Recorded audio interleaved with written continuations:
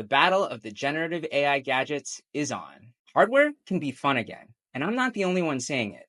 That's a direct quote from TechCrunch's hardware editor, Brian Heater. And what he means is the fact that for the past decade, we've seen experiments with wearables and other devices, but nothing has displaced smartphones from the center of the ecosystem. Now, with the emergence of form factors designed to connect us to chatbots and other AI interfaces, things feel unpredictable again. Maybe our screens are about to get a lot smaller. Maybe they're going to go away entirely.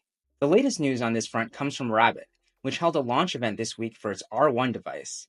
It's basically a small orange gadget that you're supposed to interact with mainly by talking. Rabbit and the R1 might already sound familiar because they got a ton of buzz at this year's CES.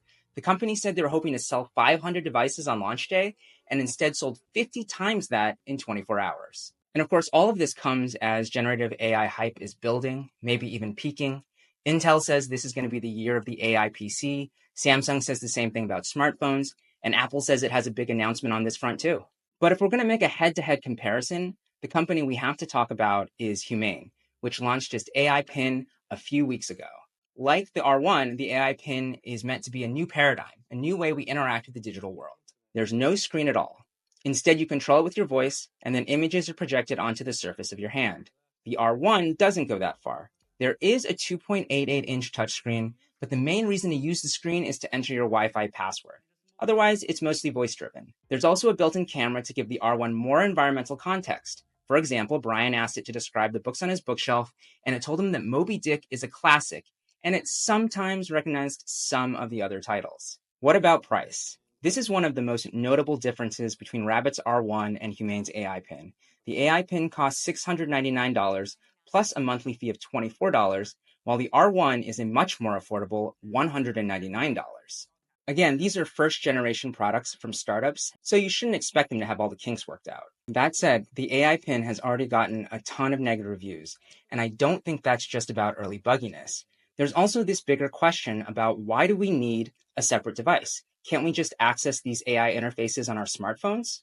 TechCrunch actually asked Humane's co-founder and CEO Bethany Bongiorno about this, and she told a story about seeing a family in a restaurant, and every single family member spent all their time on their phones. So there's an argument that this could break us free from our screens. Though having everyone talk out loud to their AI assistant doesn't sound like a great outcome for family togetherness either. And that gets at an even more fundamental question.